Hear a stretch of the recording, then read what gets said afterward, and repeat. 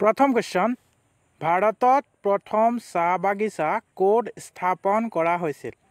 ভাৰতত প্ৰথম চাহ বাগিচা ক'ত স্থাপন কৰা হৈছিল উত্তৰ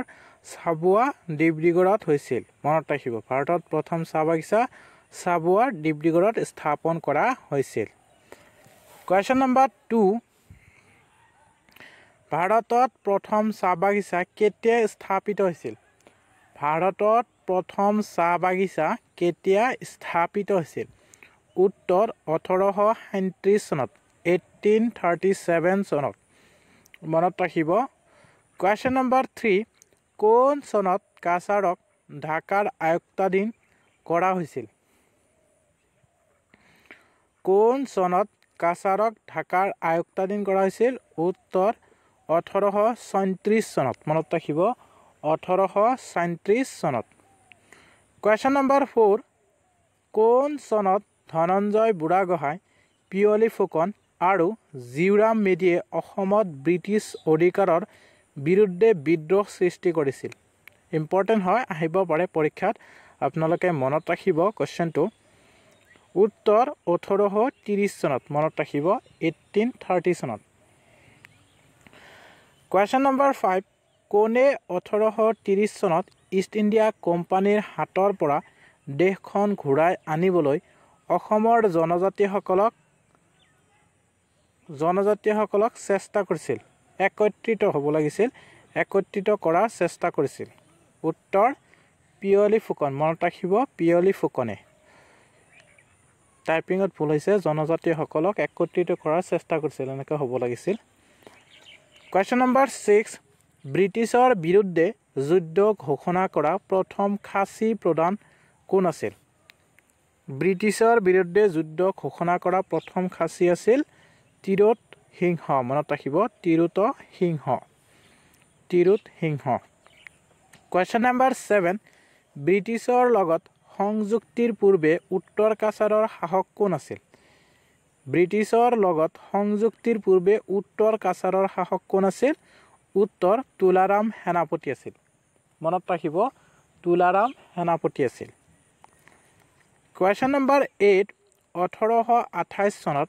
কছাৰী ৰাজ্যক কোনটো মতবাদৰ অধীনত ব্ৰিটিছৰ অন্তৰ্ভুক্ত কৰা হৈছিল উত্তৰ বিয়োগৰ মতবাদত মনত ৰাখিব বিয়োগৰ মতবাদত কোৱেশ্চন নম্বৰ 9 কোন চনত কছাৰী ৰাজ্য ব্ৰিটিছ শাসিত অঞ্চলৰ লগত সংযুক্ত কৰা হৈছিল কোন চনত কছাৰী ৰাজ্য ব্ৰিটিছ শাসিত অঞ্চলৰ লগত সংযুক্ত কৰা হৈছিল উত্তৰ 1828 চনত মনত ৰাখিব 1828 চনত কোৱেশ্চন নম্বৰ 10 কোন চনত নামনি অসমক ব্ৰিটিছ শাসিত অঞ্চলৰ লগত স্থায়ীভাৱে সংযুক্ত কৰিছিল উত্তৰ 1828 চনত মনত ৰাখিব আপোনালোকক এটাই অনুৰোধ ভিডিঅ'টো এটা শ্বেয়াৰ কৰিব অনুগ্ৰহ কৰি আৰু পেজটো যদি ফলো কৰা নাই ফলো কৰি ল'ব অনুগ্ৰহ কৰি এটা শ্বেয়াৰ কৰিব নিশ্চয় আপোনালোকে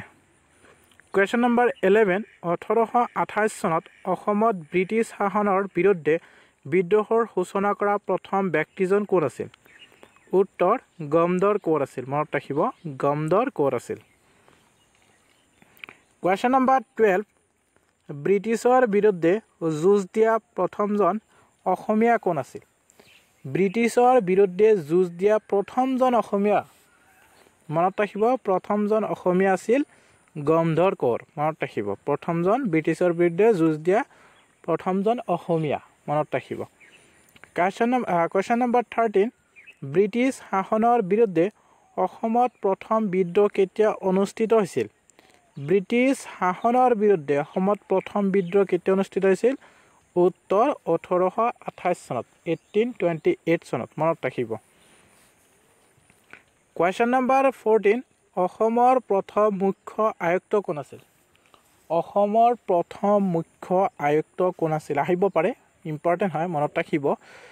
উত্তৰ আৰ্চডালে ইয়াৰ্লি মনত ৰাখিব আৰ্চডালে ইয়াৰ্লি আছিল অসমৰ প্ৰথম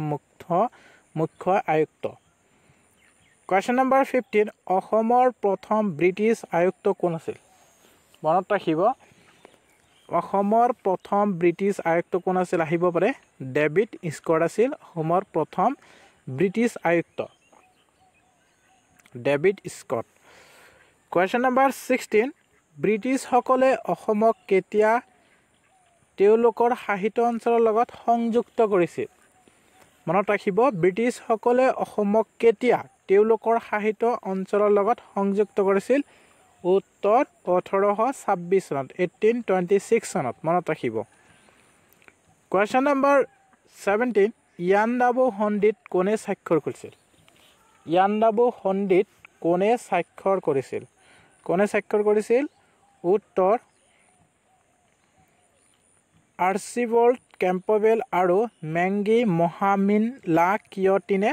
ইয়াণ্ডাবু সন্ধিত স্বাক্ষৰ কৰিছিল মনত ৰাখিব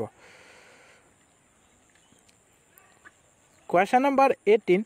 কোনে ইষ্ট ইণ্ডিয়া কোম্পানীৰ হৈ ইয়াণ্ডাবু চুক্তি স্বাক্ষৰ কৰিছিল কোনে ইষ্ট ইণ্ডিয়া কোম্পানীৰ হৈ ইয়াণ্ডাবু সন্ধি চুক্তি স্বাক্ষৰ কৰিছিল উত্তৰ মেজৰ জেনেৰেল ছাৰ আৰ্চিবল্ড কেম্পবেলে মনত ৰাখিব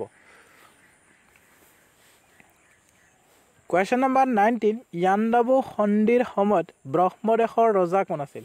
আহিব পাৰে মনত ৰাখিব ইয়াণ্ডাবু সন্ধিৰ সময়ত ব্ৰহ্মদেশৰ ৰজা কোন আছিল সুধিব পাৰে মনত ৰাখিব কোৱেশ্চনটো এনসাৰ উত্তৰ বাগিৰাও অৰ্থাৎ চাগায়াং মিন মনত ৰাখিব চাগায়াং মিন Question number 20 কোন চনত ইয়াণ্ডাবু সন্ধি স্বাক্ষৰিত হৈছিল কোন চনত ইয়াণ্ডাবু সন্ধি স্বাক্ষৰিত হৈছিল উত্তৰ 24 ফেব্ৰুৱাৰী 1826 চনত ইয়াণ্ডাবু সন্ধি স্বাক্ষৰিত হৈছিল মনত ৰাখিব 24 ফেব্ৰুৱাৰী 1826 চনত এটা শেয়াৰ কৰিব অনুগ্ৰহ কৰি এতিয়ালৈকে যদি শেয়াৰ কৰা নাই এটা শেয়াৰ কৰি দিয়ক ভিডিঅটো আৰু পেজটো যদি ফলো কৰা নাই অনুগ্ৰহ কৰি ফলো কৰি ল'ব Question number 21 কোন চনত ব্ৰিটিছ সকলে অসমক নিয়ন্ত্ৰণলৈ আনিছিল কোন চনত ব্ৰিটিছ সকলে অসমক নিয়ন্ত্ৰণলৈ আনিছিল উত্তৰ 1826 চনত ব্ৰিটিছ সকলে অসমক নিয়ন্ত্ৰণলৈ আনিছিল মনত ৰাখিব Question number 22 ইয়াণ্ডাবু সন্ধি 1826 চনত কাৰ মাজত স্বাক্ষৰিত হৈছিল ইয়াণ্ডাবু সন্ধি কাৰ মাজত স্বাক্ষৰিত হৈছিল 1826 চনত ইয়াণ্ডাবু সন্ধি উত্তৰ ইষ্ট ইণ্ডিয়া কোম্পানী আৰু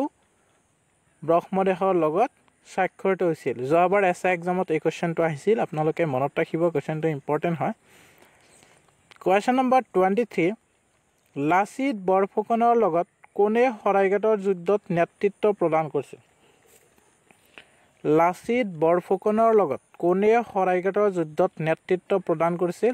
উত্তৰ ৰাজমন্ত্ৰী আতন বুঢ়াগোহাঁই লাচিত বৰফুকনৰ লগত শৰাইঘাটৰ যুদ্ধত নেতৃত্ব প্ৰদান কৰিছিল Question number 24 ৰুদ্ৰসিংহই বাঁহ আৰু কাঠেৰে ৰংঘৰ নিৰ্মাণ কৰিছিল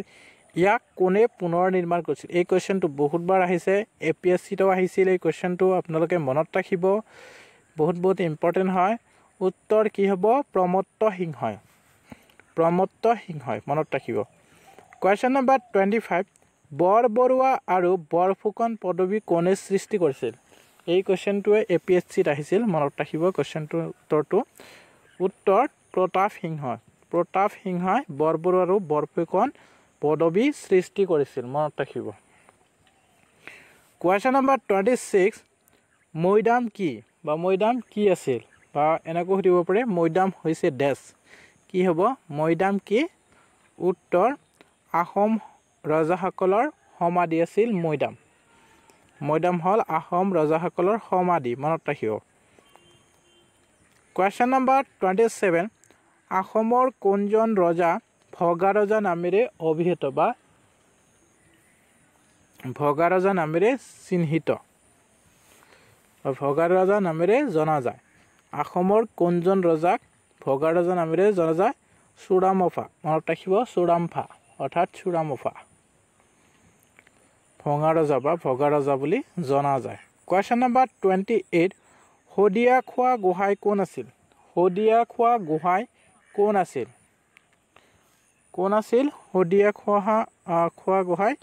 ফ্ৰন্টিয়াৰ বিষয়া মনত ৰাখিব ফ্ৰন্টিয়াৰ বিষয়া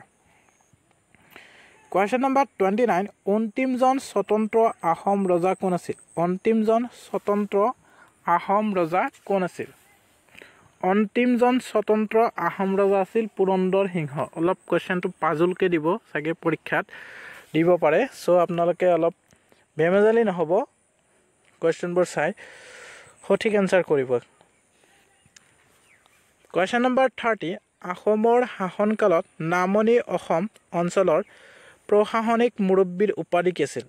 আহোমৰ শাসনকালত নামনি অসম অঞ্চলৰ প্ৰশাসনিক মুৰব্বীৰ উপাধি কি আছিল? উপাধি আছিল বৰফুকন। এই কুৱেশ্যনটো বহুত ইম্পৰ্টেণ্ট হয়, মনত ৰাখিব। প্ৰশাসনিক মুৰব্বীৰ উপাধি কি আছিল?